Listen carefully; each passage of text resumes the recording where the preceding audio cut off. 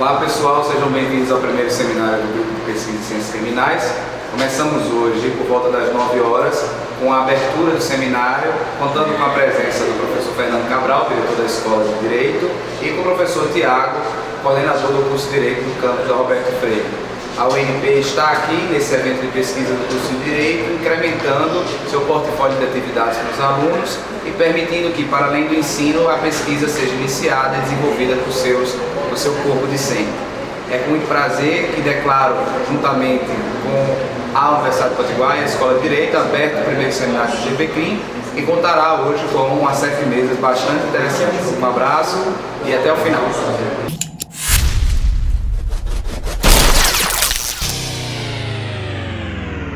Então é com muita satisfação que eu estou aqui para auxiliá-los. Com certeza absoluta teremos uma manhã de muito conhecimento, de muitos debates, e eu gostaria de dizer aos meus alunos, ou aqueles que ainda serão, não sei, que a gente tem que divulgar, né, esse tipo de iniciativa da universidade e do grupo, para que a cada dia mais a gente possa colher mais conhecimentos, principalmente de um tema como esse, que faz parte da nossa realidade, né? Faz parte do nosso cotidiano. Então, vou encerrar minhas palavras e teremos agora a honra e a satisfação de ouvir a nossa querida professora Liliana Rodrigues. Bom dia a todos. Muito obrigada, antes de mais, pelo convite para que me foi endereçado pelo nosso grupo de pesquisa. Foi com muita honra que eu aceitei de imediato estar aqui, mais ainda com a responsabilidade acrescida de começar como primeira palestrante deste evento, deste primeiro grande evento de muitos que com certeza ainda vão decorrer. E eu vou agradecer também à coordenação, à Escola de Direito, minha querida professora Samara. Vou agradecer aos meus colegas com os quais eu vou ter a honra de trocar algumas ideias hoje. E vou de imediato começar. Não sei qual o tempo que eu terei disponível, eu tentarei não atrasar os trabalhos. Vamos lá. A audiência de custódia e execução penal, ou crise no sistema penitenciário. Eu sinto-me um pouquinho na responsabilidade de falar também naquele que é o ordenamento jurídico português. E eu vou tentar fazer uma descrição de como funciona o processo penal português, não de forma exaustiva, mas fazendo ou tentando fazer uma comparação com aquilo que é o sistema processual penal brasileiro, para poder identificar algumas lacunas num canto, no outro, alguns pontos bons num canto ou no outro, e chegar talvez a algumas conclusões sobre aquilo que é o nosso ponto de partida, que é a execução penal, aqui principalmente no Estado, que nos toca a nós. O processo penal português, ele funciona, o ordenamento jurídico português é muito idêntico ao ordenamento jurídico brasileiro. Os princípios que fundamentam a Constituição, tudo é muito idêntico num país e no outro. Algumas ressalvas no processo penal, nomeadamente no Brasil nós temos dividido o nosso processo por 3 grandes fases. Há a fase pré-processual, como vocês sabem, essencialmente constituída pelo inquérito, a fase processual, essencialmente de julgamento, e depois a fase da execução penal, que é onde nós vamos terminar.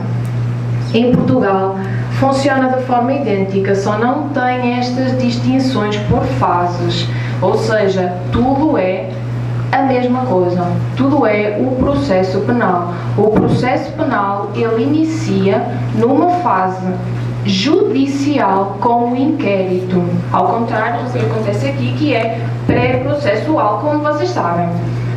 Lá em Portugal nós temos dentro do nosso processo a fase do inquérito, depois poderá ocorrer ou não a fase da instrução, que é uma fase de prova acrescida. de emergência há mais de um ano. Oficialmente, porque na verdade a crise do sistema penitenciário dura muito mais tempo do que isso. E vocês sabem como é que a crise no sistema penitenciário, de repente, como é que ela virou como é que ela suscitou tanta atenção por parte da população. Porque afinal de contas, bandido bom é bandido morto, bandido bom é bandido preso. Então, por que nós nos vamos preocupar com as condições que existem lá dentro? O sistema penitenciário, ele tem muitas falhas. Essas falhas não são decorrentes de agora, nunca foram. Agora, por qualquer motivo, a sociedade despertou um grande interesse, porque vários fatores, a criminalidade tem aumentado, vários fatores têm sido decisivos na sociedade e foi despertado um interesse pelas condições do sistema penitenciário. Essas condições realmente têm que ser agilizadas. Parece-me que não é culpa só do legislador, não é culpa só do Estado, não é culpa só da sociedade, que de alguma forma foi permissiva e tem sido permissiva e continua sendo permissiva sobre todas estas circunstâncias que acontecem diariamente nos nossos presídios. Não tem como equacionar uma cela que deveria ter 10 apenados lá dentro e tem 50, 100. Não tem como equacionar este tipo de situações num Estado que se diz democrático de direito. Então, esta crise no sistema penitenciário faz muito mais tempo e todos nós somos coniventes com ela. A audiência de custódia surge, como eu disse de início, não é novidade, mas de repente vamos falar nela. Por quê? Porque vamos tentar diminuir o número de apenados. Se nós diminuirmos o número de apenados no Estado, as penitenciárias elas vão ficar, em princípio, com mais vagas, ou pelo menos não vão ficar tão lotadas, e isso aliviaria o nosso sistema penitenciário. Será que é essa a solução? Não me parece que a solução esteja encontrada ou esteja nas mãos de um juiz que decide, no momento da audiência de custódia, se aquele cidadão vai ser preso preventivamente ou não. Primeiro, porque a prisão preventiva, como nós sabemos, é uma situação muitíssimo excepcional. A prisão preventiva, ela só pode ser decretada quando todas as outras medidas não forem adequadas ao caso em concreto. E nós temos um Código do Processo Penal brasileiro de 1941. O Código do Processo Penal, ele foi implementado no regime ditatorial. Pior, ele foi implementado à semelhança do Código Penal, do Código de Processo Penal italiano, do regime fascista. O Código do Processo Penal essencialmente foi feito com um modelo inquisitivo. O Código do Processo Penal foi implementado numa época em que o criminoso era estigmatizado e o criminoso deveria ter uma punição severa, muito mais cruel do que aquele ato que eventualmente ele teria cometido. E na verdade não importava sequer saber se ele tinha cometido aquele ato ou não, porque, como se diz na gíria comum, onde há fumo há fogo.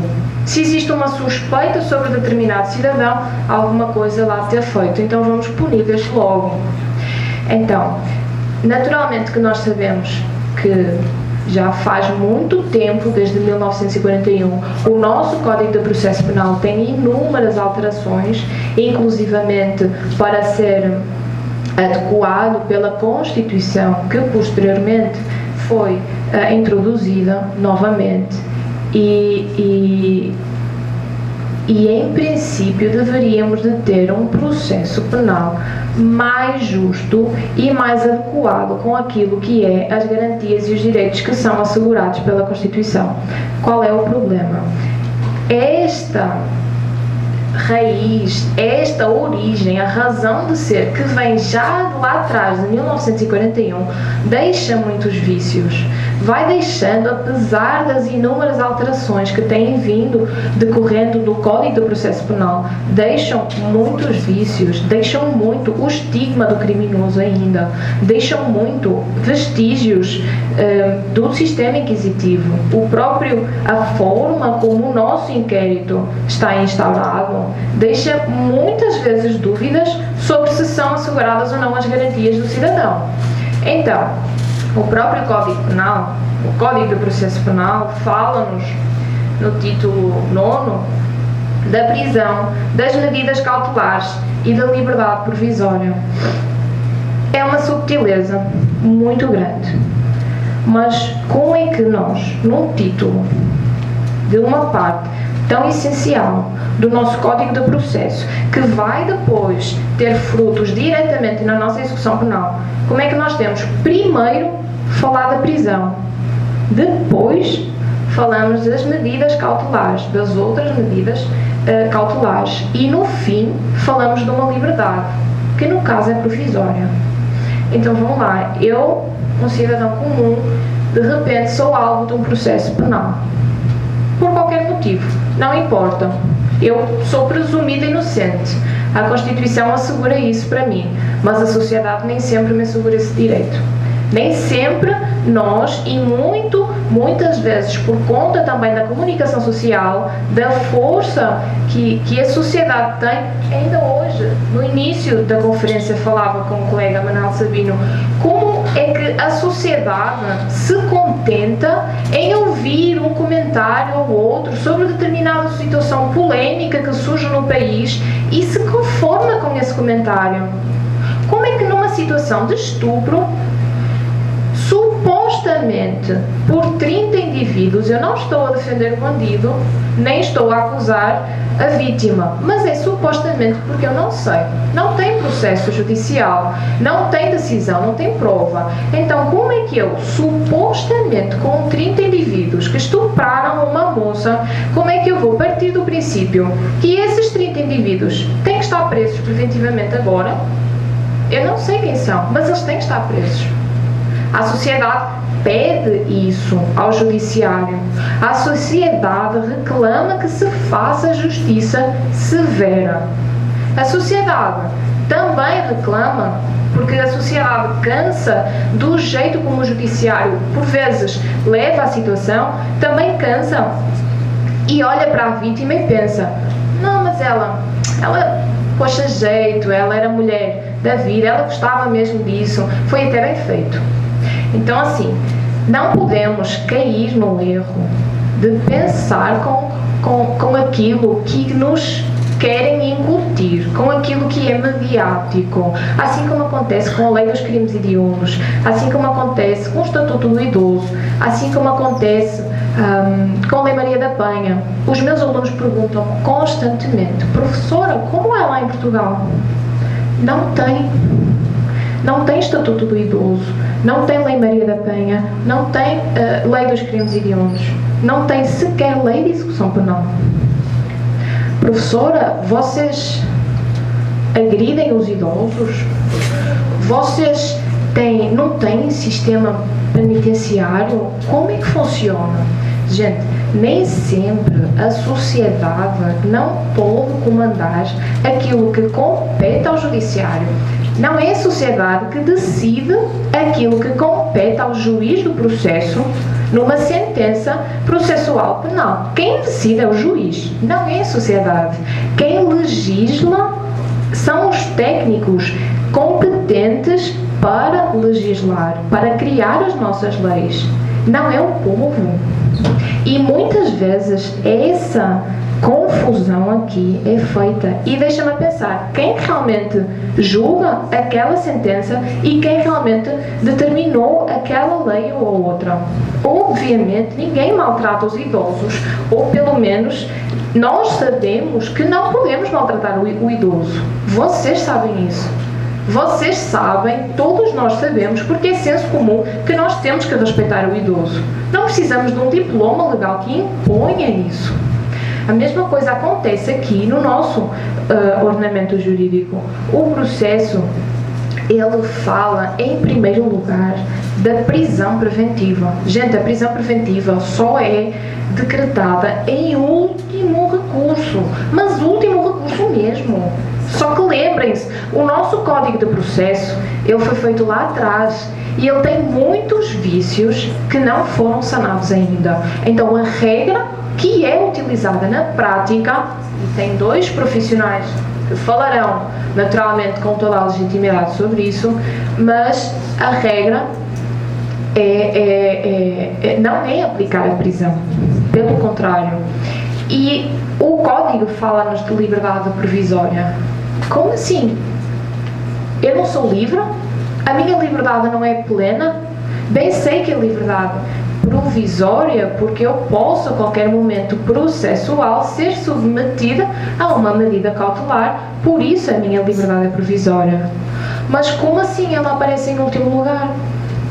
Entendam, estes pormenores não são exatamente aquilo que vai solucionar o que é crise no sistema penitenciário, mas são pormenores que mostram a tendência do judiciário brasileiro para que nos leve a que o sistema penitenciário esteja sobrelotado e que esta conivência de todos os poderes, inclusivamente e em especial por todos nós, pela sociedade, que nada seja feito. Não sejam atribuídas celas de forma adequada. Professora, como funciona o sistema de execução penal lá em Portugal?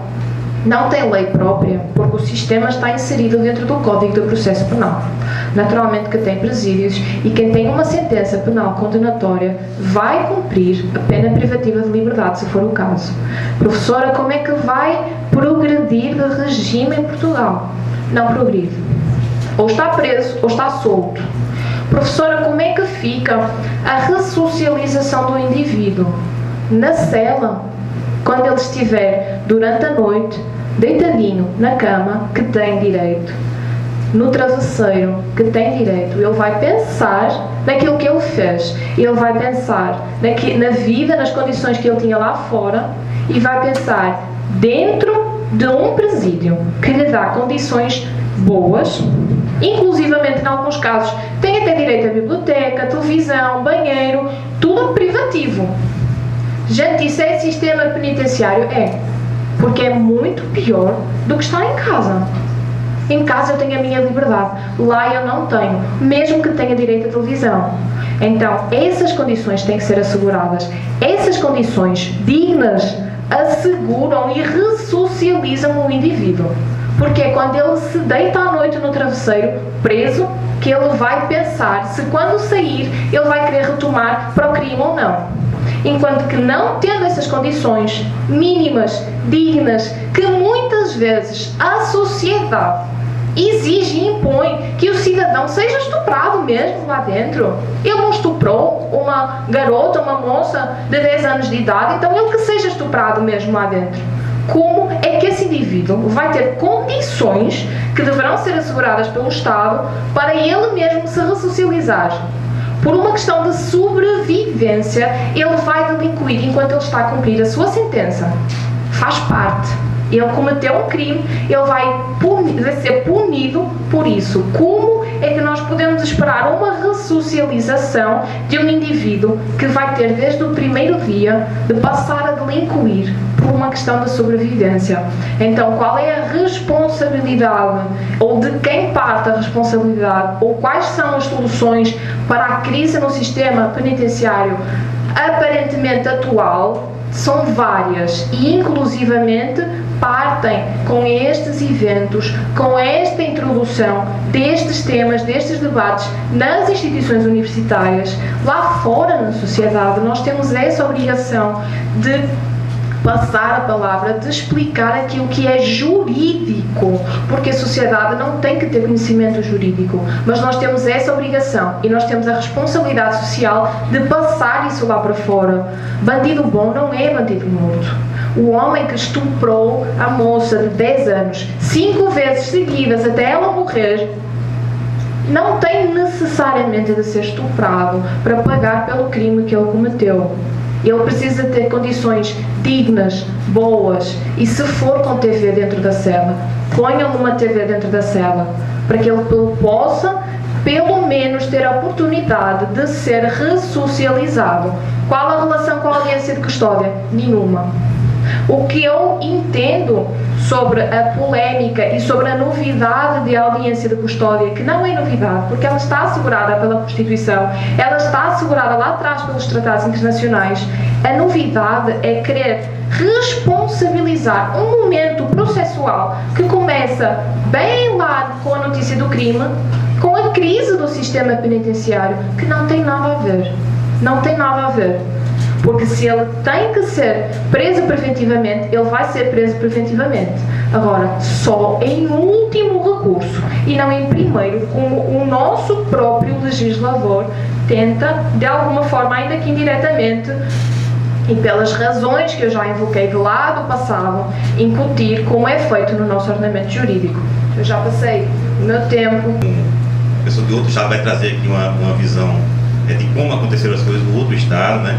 A audiência de custódia, em cada estado tem uma história própria, né?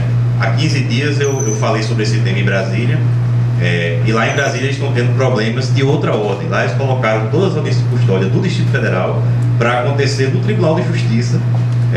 São 40 audiências por dia, são deslocados os presos de todas as cidades satélites para ser feito no tribunal. Então falta promotor, falta defensor, então está um caos lá.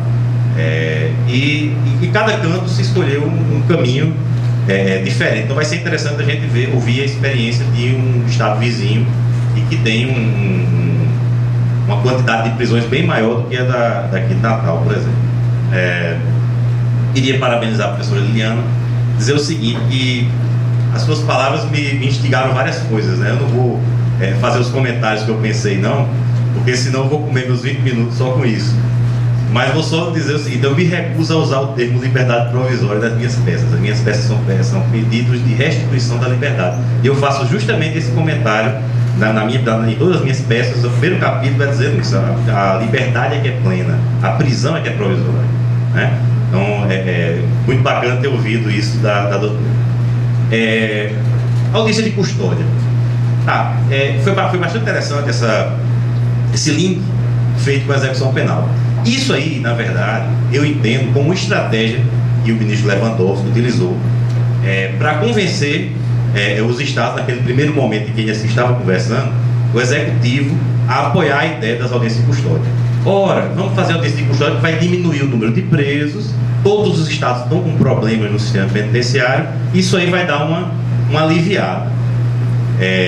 Eu também fiz isso aqui. Na primeira reunião, lá atrás, quando a gente levou o primeiro projeto, a primeira ideia pensada desse custódia, eu procurei quem? Eu procurei o secretário de Cidadania e Justiça com esse mesmo argumento. Mas este é o pior argumento para a audiência de custódia. O objetivo da audiência de custódia não é esse. E, na verdade, nem esse impacto todo no sistema penitenciário a audiência de custódia tem. Vou dar números aproximados. O Mutirum, da UFRN, fez uma pesquisa durante 3 meses antes da implantação da audiência de custódia para verificar o número de prisões preventivas decretadas e o número de liberdades garantidas antes do sistema de audiência de custódia. Aqui eu estou falando para estudantes de direito, a maioria, né? Acho que não tem gente de outras áreas. Mas as pessoas que não são da área acham que todo mundo que é preso em flagrante fica preso. É 100%. Dia desse, até um advogado de outra área, um grupo no WhatsApp, 99% do flagrante tem que ficar preso. E não é, nem nunca foi assim, e não é para ser assim realmente. Existem diversos crimes em que a lei prevê, inclusive, a impossibilidade da prisão preventiva ser decretada. Então, o Mutirum chegou a um número alto, mas chegou a esse número, que 52% dos flagrantes eram convertidos em preventivo. 52%, ainda é um número bastante alto, já que a gente está falando de uma fase justamente até pré-processual, não há nem denúncia e você já bota o cara já guardado, como diz, né? E agora, está como? 48%. Então, ficavam presos 52%, e agora, pelo menos até o final de abril, ficam presos 48%. Isso está até dentro da margem de erro. Pelo tempo que foi feita a pesquisa, por algum erro de metodologia, está até dentro da margem de erro. Então, na verdade, não houve um acréscimo, uma mudança tão grande assim no número de presos, né? Eu atribuo até isso é um pouco a uma resistência que há, né, de diversos juízes e promotores, e há um rodízio na audiência de custódia, que eu acho um erro. Acho que deveria haver uma vara de custódia, até esse termo é ruim, né? É uma vara de apresentação, que poderia ser até o que existe em vários países, aquele juiz da instrução, aquele juiz anterior, né? Que ficaria com as cautelares de investigação e tal. E acho que deveria ter um promotor também fixo para pensar a audiência de apresentação todos os dias, porque existe uma potencialidade na audiência de apresentação que ainda não se percebeu, justamente porque está nesse momento de resistências, né? Essa semana viralizou um vídeo de um policial falando contra a audiência de custódia. Existem notas técnicas de juízes, Associação de Juízes de Goiás, da Associação do Ministério Público do Rio Grande do Norte contra. Então existe um momento ainda de resistência. Quando a gente passar esse momento, vai se perceber a potencialidade dessa audiência de custódia ainda inexplorada. E eu não estou falando uma potencialidade para vamos soltar todo mundo, como tem sido essa a tônica. Uma potencialidade para a gente efetivamente intervir numa situação de crise, né, para solucionar problemas e resgatar pessoas que de outra forma iriam cada vez mais se afundar no mundo do crime. A audiência de custódia, ela pode ser esse grande fator redutor da criminalidade. Em contrapartida, a gente tem um sistema penitenciário que hoje ele é um fator criminógeno. O sistema penitenciário hoje, ele gera crime. A coisa é tão insana, eu digo para vocês sem medo de errar, que prender hoje aumenta a criminalidade. Doutor, você está doido? Queria eu estar louco, mas Inácio Contorno tocou um pouco nessa questão. E é ridículo acreditar que nosso sistema penitenciário recupera alguém. Muito ao contrário, aqui ainda existe um problema de atuação de facções. Eu acho que deve ter em todos os estados, não sei como é em Pernambuco, mas acho que é um problema generalizado. Então você entra no presídio. De quem é esse presídio? É do PCC ou é do sindicato? Sindicato, tá? Você entrou. Você não é associado, então você vai fazer a faxina, você vai vai fornecer favores sexuais, você vai apanhar. Então o cara vai para evitar todos esses, porque não tem estado lá dentro. Gente, Alcaçuz tem cerca de 1.000 presos, contando os 2 presídios, né? E chega a ter plantões com 6 agentes penitenciários. Então você tem nos pavilhões um preso de confiança, entrega a chave para ele, ele vai lá de manhã, solta os presos e o presídio é dos presos. Não é à toa que eles conseguem cavar aqueles túneis todos e fugir. Né? O presídio é dos presos, então as regras são deles. Então, se você quer sobreviver dentro do presídio, tem um juiz que ele me disse, o juiz da execução penal, disse, se eu for preso, a primeira coisa que eu vou pedir é a ficha de filiação. Eu não vou sobreviver sem fazer parte. Mas fazer parte tem um custo. Eles vão lhe proteger lá dentro, eles vão dar uma cesta básica para sua família e eles vão pagar, se sua mulher morar em outro local, eles vão pagar a passagem para ela vir fazer a visita íntima. Então fazem mais coisa do que o Estado, né? Melhor do que o Estado. Paga um advogado. Tem um advogado do sindicato, eu conheço gente boa, advogado do sindicato. Gente, não é brincadeira não, isso é mais organizado do que a gente. Quando eu vejo um cara muito machão, policial, tem um promotor amigo meu, gente boa, tinha uma perda de mão que ele quase quebra minha mão toda vez. Já sabe quem é, né? Pronto.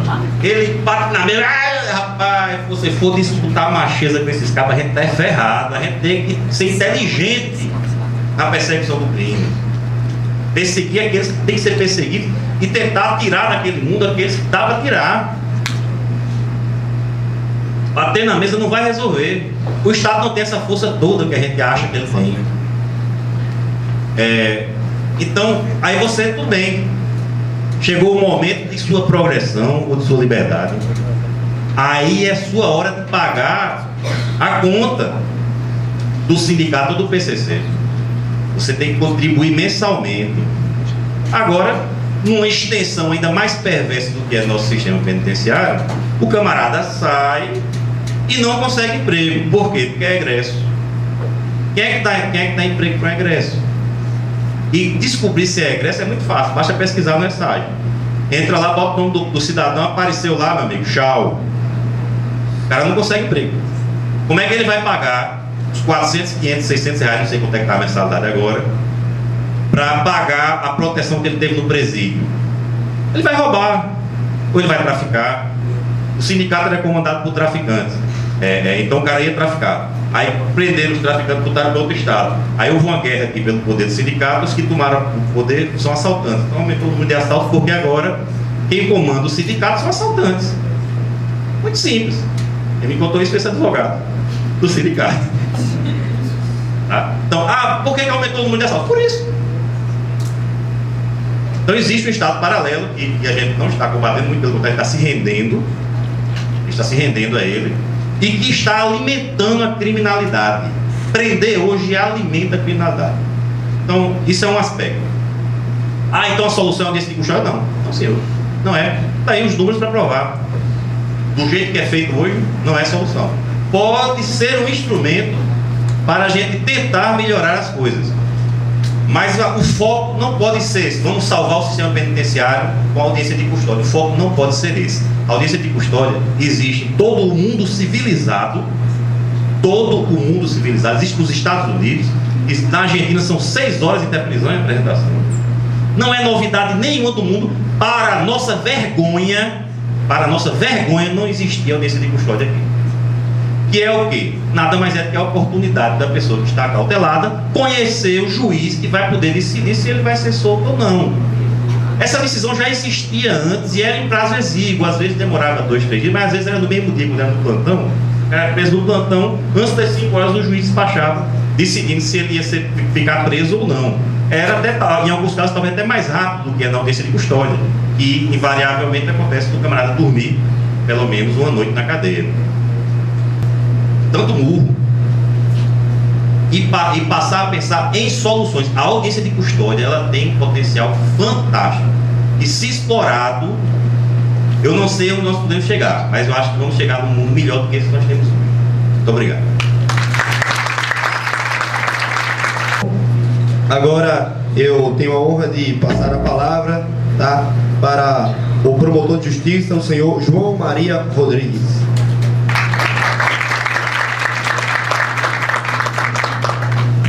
Bom dia a todos, professora Samara, professor Manuel Sabino, minha nora Liliana Rodrigues, professora, Felipe, meu filho, professor Paulo, meu irmão, nepotismo completo, professor Tiago, Natália, Maria Clara, Paulo, Gustavo, Simon, Alesi, também gostei de anotar. Faltou alguém? Thaisa, vocês estão de parabéns pelo evento e pela iniciativa. Eu me lembro, eu sou da primeira turma aqui dessa faculdade, desse curso de Direito, e no terceiro ano, uma colega minha aqui no segundo andar chegou e disse: João, eu vou começar. Eu tenho laser, eu queria só uma ajuda para passar. Eu tenho laser, obrigado. Agora eu vou começar a estudar. Começo do terceiro ano. Como é? Agora eu vou começar a estudar. Eu estava 2 anos na frente dela. Vocês que formam esse grupo, vocês estão aqui. E vocês outros que estão aqui, vocês estão na frente dos demais. Parabéns para vocês. Eu gostaria que descontasse um tempinho para me apresentar, porque é muito bom. Eu sei quem são vocês, você não sabe quem eu sou. Então são 30 segundos apenas. Eu sou promotor de justiça, só vou falar da parte promotor. Sou promotor de justiça desde 1998, dezembro. Atuei em Pernambuco, sou daqui, passei nesse concurso lá, atuei em Pernambuco como promotor em Exu, Arco Verde, outras cidades do sertão, depois vim para a região metropolitana paulista, hoje eu estou em Recife. a área que eu mais gostava era combate ao crime tributário, crimes contra a administração pública, lavagem de dinheiro, porque eu trabalhava com réus ou alvos, porque nós trabalhamos na área de inteligência também, e tinham dinheiro para pagar bons advogados. Então isso me tranquilizava muito. Só que depois de 2007, a partir de 8 de março de 2007, eu fui removido para a vara especializada em violência contra a mulher. Melhor, para a Promotoria de Justiça especializada em violência contra a mulher, e desde então eu estou por lá.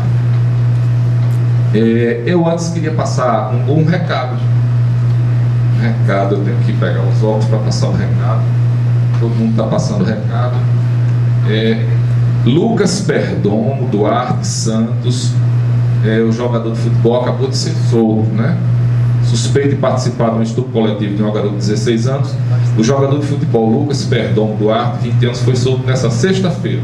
Então, Lucas deixou o complexo porque foi entendido que não existia indícios suficientes para a sua detenção. Então foi solicitada a revogação de sua custódia. Está escrito dessa forma. Essa é a notícia mais recente que envolve até essa questão que nós estamos tratando aqui. Primeira situação que eu gostaria de falar, antes de entrar especificamente no problema da audiência de custódia, ficou aqui muito com essa questão de prisão. Prisão é regra no Brasil. Veja, quando o delito é apenado com até 2 anos de pena privativa de liberdade, é Lei 9.099, de 1995, Juizado Especial Criminal. A pessoa vai à delegacia em situação de flagrância, subscreve um TCO e é liberado. Até 2 anos assim. Quando a pena privativa de liberdade é até 4 anos, ela é levada à presença da autoridade policial, e a autoridade policial, observando, e ela preenche certos requisitos que estão no Código de Processo Penal, outorga ela a fiança. Ok?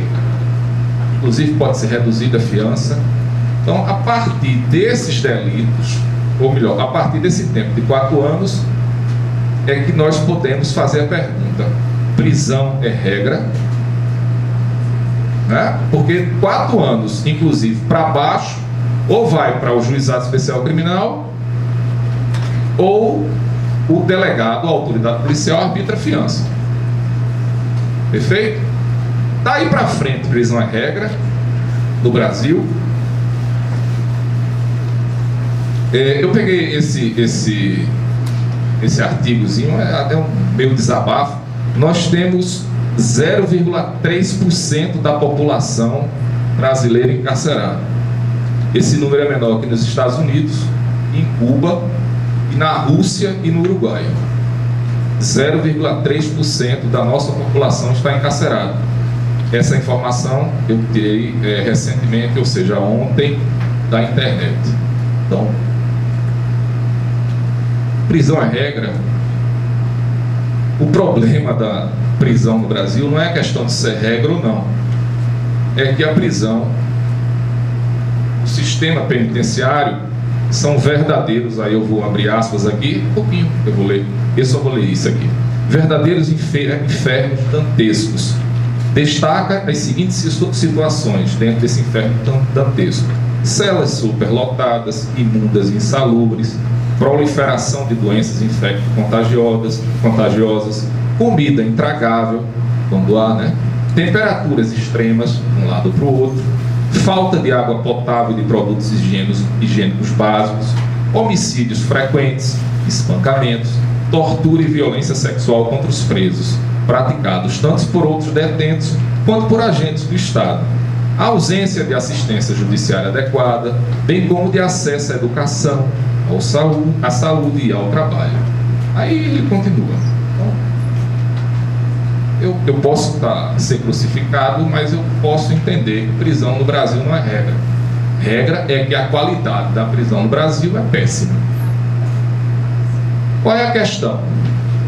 O Brasil começou a ser denunciado, né, dos organismos internacionais, como o doutor Manuel Sabino falou aqui, por essa péssima qualidade.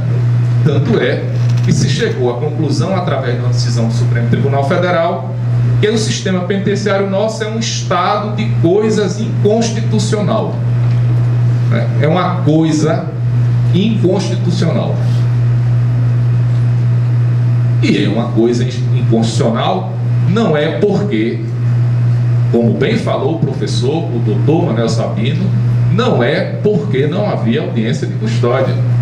É uma completa irresponsabilidade do Poder Executivo, do Ministério Público, tem que falar da minha casa, da Defensoria Pública e do Poder Judiciário. Porque não adianta dizer que a gente faz só a nossa parte. No Brasil a gente tem que fazer muito mais do que a nossa parte. Okay? Lá em Pernambuco, que inclusive é um estado da federação e especialmente foi denunciado, né, aos organismos internacionais, esse estado de coisas é muito pior do que foi lido aqui. É muito pior. Nós temos agora uma série de explosões em muros de presídio lá. Virou lugar comum, ninguém liga mais. O promotor de justiça vai para a rádio CBN dar entrevista, dizer que denunciou tal coisa, que fez qual coisa, e a próxima semana teremos outra explosão.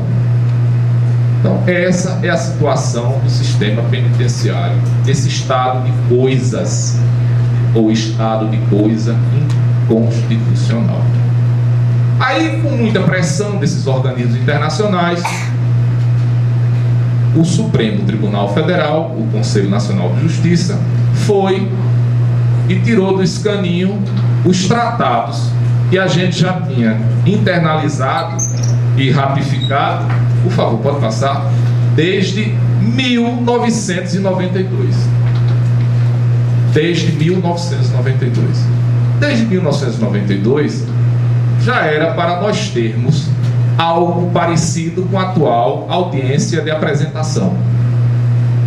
Algo parecido com essa audiência de apresentação, comumente chamada de audiência de custódia. Isso foi tirado da gaveta para dar satisfação aos organismos institucionais ou internacionais. Vejam, em nenhum momento, nenhuma instituição, incluindo, eu estou falando em uma questão institucional, não ações isoladas, nenhuma instituição tinha se preocupado com isso. É como a Lei Maria da Penha, doutora Liliana, que o Brasil só tem, até seguindo aquela discussão que Norberto Bobbio faz em Liberdade e Igualdade, que o direito ele tem que ser internacionalizado e especializado. Nós só temos a Lei Maria da Penha depois que nós fomos condenados por organismos internacionais. Então, nós hoje só temos audiência de custódia por causa dessas denúncias. Agora, de fato, ela está mudando para melhor a situação carcerária no Brasil? Eu não estou vendo isso, professor. Eu não estou vendo. Eu estava verificando aqui quando o senhor falou a porcentagem, Rio Grande do Norte, o senhor falou 48, né? Eu consegui pescar 49,25.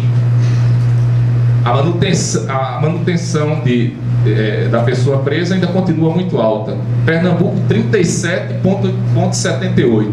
O único local no Brasil que se está soltando bem mais do que se prende é Alagoas, com quase 80% de liberdade, e não liberdade provisória. Essa satisfação, e que bom que foi criada, e depois que a gente viu que ela tem base nesses dois tratados internacionais, o Pacto de São José da Costa Rica e o Pacto Internacional de Direitos Civis e Públicos das Nações Unidas, nós agora vamos ver como ela funciona, como é de fato. E no meio dessa passagem que eu vou dar, eu posso dar alguns exemplos, como o professor também aqui deu. Vamos lá, por favor. Por favor, pode passar. Essa central de flagrantes que está aí é uma central que está sendo criada praticamente em todos os estados. Em Recife, porque lá ainda não foi interiorizada a audiência de custódia, essa central de flagrantes ela tem essa competência aí, essas competências.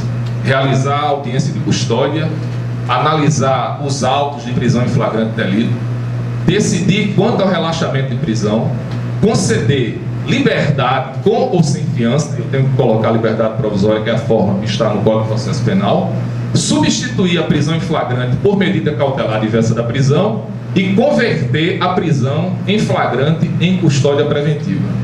Lá, então, nessa central, em princípio, antes da resolução editada pelo Conselho Nacional de Justiça em dezembro de 2015, essas eram as exclusivas competências dessa central de flagrantes. Lá em Pernambuco, eu tenho que passar meu exemplo, tem 5 promotores que se revezam uma vez por semana. Segunda é um, terça, vamos até sexta. Sábado e domingo são os promotores plantonistas. São só esses 5. Esses 5, então, já estão especializados. E lá também tem 5 juízes. Então, nós já temos em Recife, a interiorização será agora em outubro, promotores, vamos chamar de especializados. Ok? Vamos passar. Quando essa pessoa chega por lá, ela chega numa dessas situações que eu sei que todos vocês sabem, né? Nas situações, as 2 primeiras é na situação de flagrante próprio, né? Ele está cometendo a infração quando ele foi preso, ou acabou de cometê-la, ou então o flagrante impróprio, quando ele é perseguido, quando ele é encontrado logo depois com instrumentos, armas, objetos, papéis que levem a concluir que ele cometeu algum delito. Essa pessoa chega lá morta de fome, porque ele está 24 horas sem comer. Então ele já está sofrendo uma pena, né? Uma pena de fome.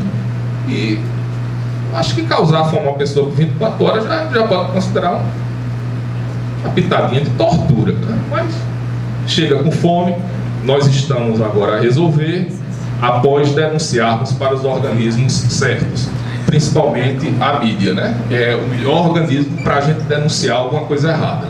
Vamos passar. Quando esse flagrante chega lá, a pessoa é ouvida pelo defensor público, conforme até a nova resolução do CNJ, e também passa-se para o Ministério Público aquele calhamaço de documentação que compõe o auto de prisão em flagrante e seus anexos. Então, o que é que a gente verifica em princípio, até seguindo o Código de Processo Penal? Nós observamos se há nota de culpa, nós observamos se há para uma comprovação preliminar da ocorrência daquele material apreendido ser substância psicotrópica, e verificamos também a pertinência do valor da fiança. Isso aqui nós verificamos com a finalidade de verificar a nulidade do auto de prisão em flagrante. E por que também a pertinência da fiança? Porque não está sendo incomum, especialmente, doutor, nos delitos cometidos contra as mulheres, e o delegado de polícia arbitrar para um desempregado uma fiança de R$2.000. Eu acredito que para um desempregado pagar R$2.000, pelo menos eu acredito que há aí, no caso, uma nulidade completa, porque de fato o delegado, a autoridade policial, ele não arbitrou fiança.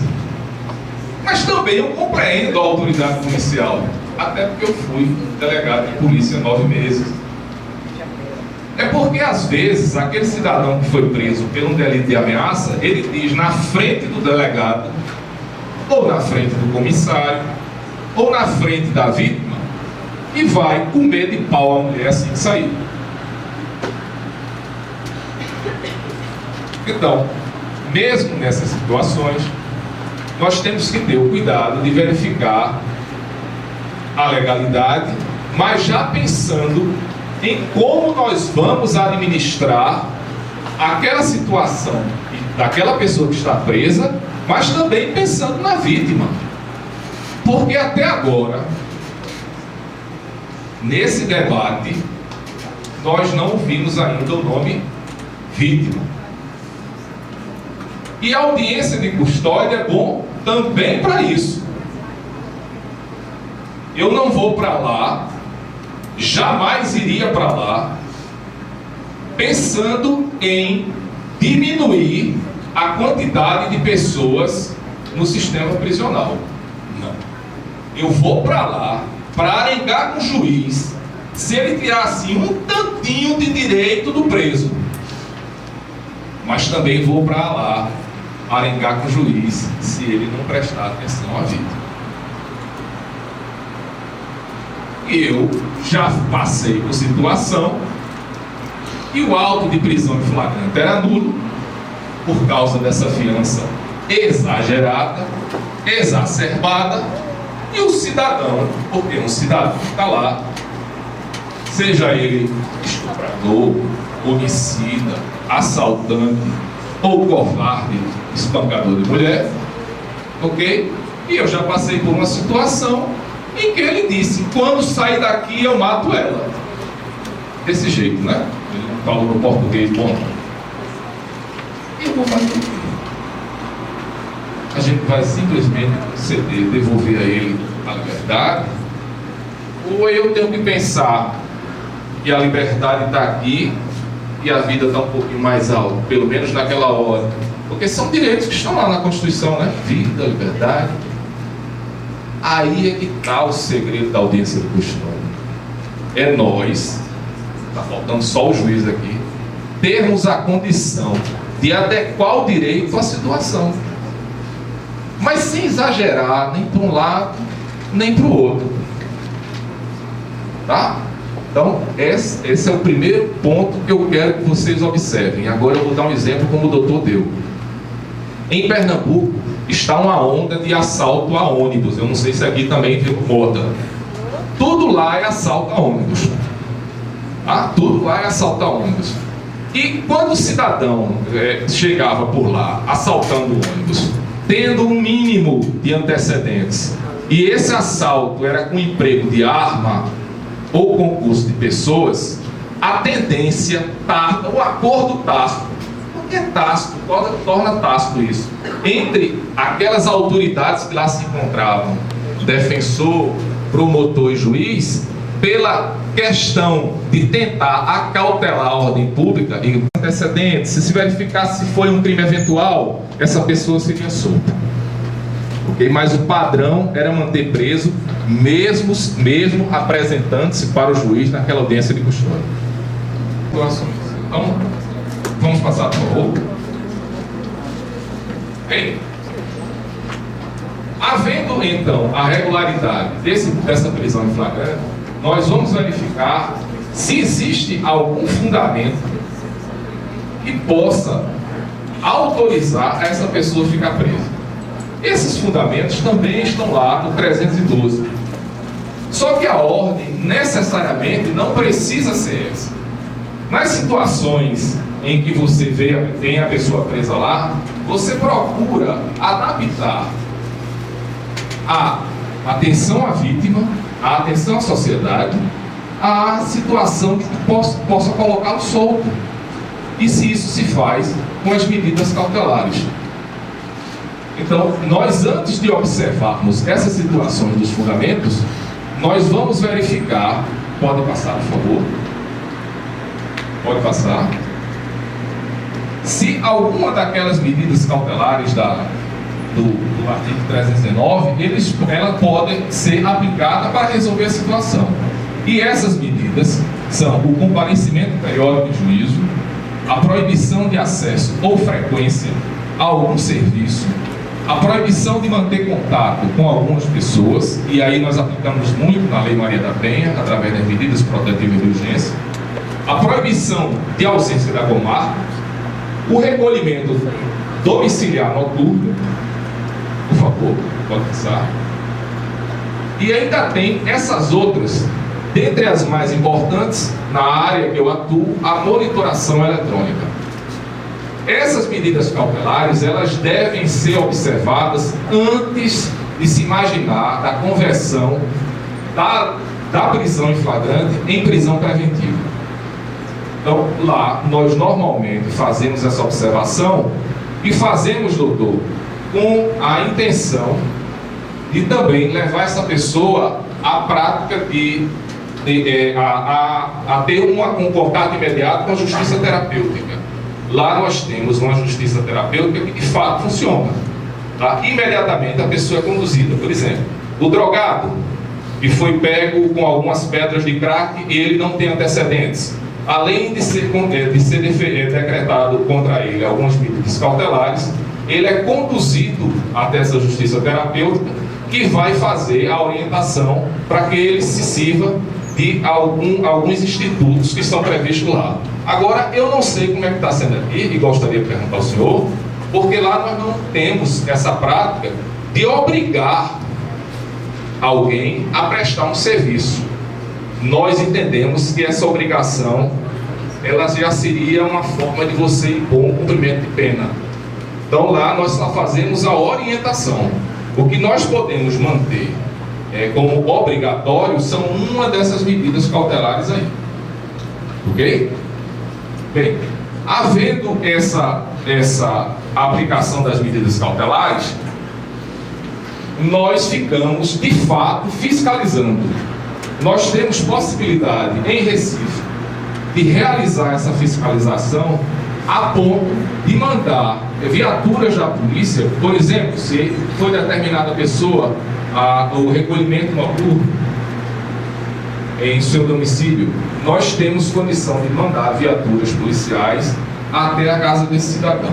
Então, em Recife, especificamente em Recife, nós estamos com uma condição de ter, eu posso dizer, sem sombra de dúvidas, eficácia na aplicação dessas medidas, inclusive na fiscalização.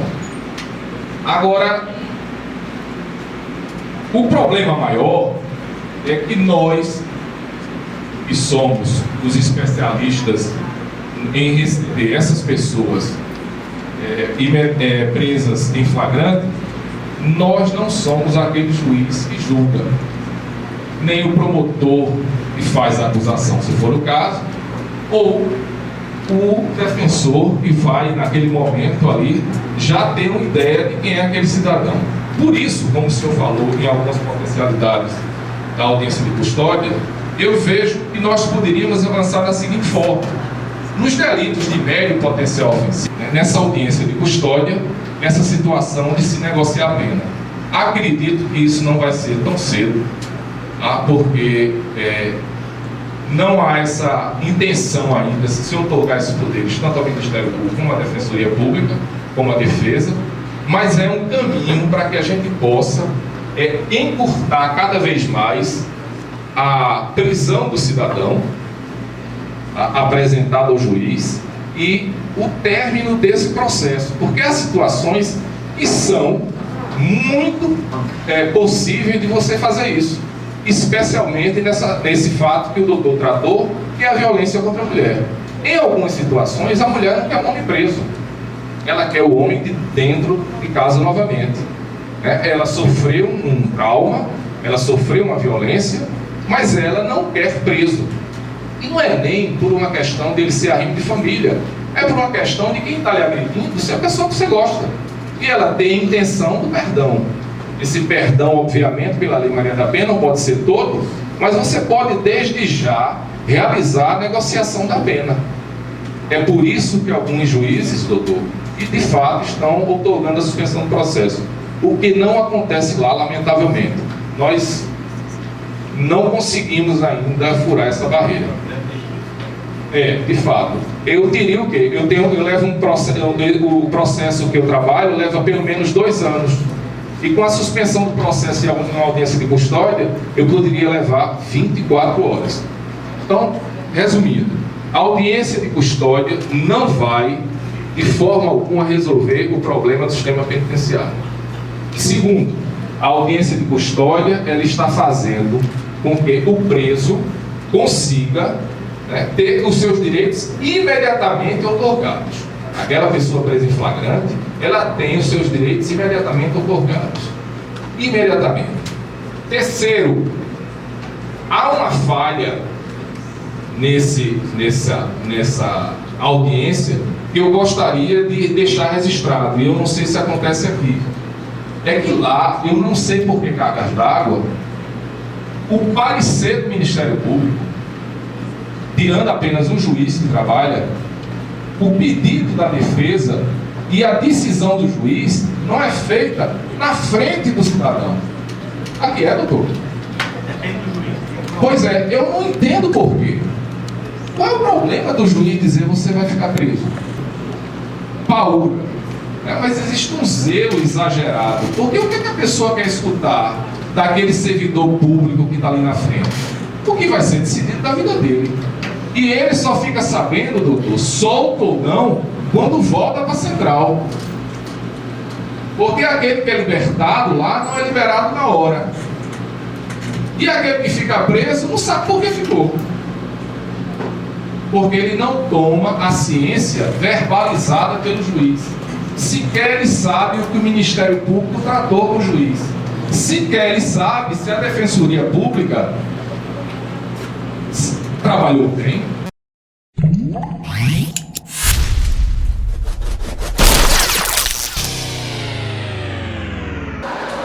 Muitos parabéns, antes de mais, pela vossa iniciativa, pelo evento. Sem dúvida alguma que, para começar, teve um início brilhante, com palestrantes da referência. Um debate, sem dúvida alguma, que lançou vários outros desafios, várias temáticas que poderão ser exploradas no futuro, e certamente estou consciente que vocês desenvolverão muito mais trabalhos, muito mais seminários, muitos mais eventos de interesse para todos nós. Muito obrigada. Bom dia a todos. A minha expectativa foram as melhores possíveis. Adorei participar do evento, muito bem organizado pelo pessoal do Grupo de Pesquisa em Ciências Criminais, o GPCRIM aqui da Universidade Potiguar. Uma manhã com palestras maravilhosas. Contamos com a presença do Defensor Público Manuel Sabino e doutora Liliana Rodrigues e doutor João Maria Rodrigues, promotor de justiça em Pernambuco. Os alunos participantes adoraram o tema, audiência de custódia, e fiquei muito satisfeita e muito honrada com o convite que me foi feito.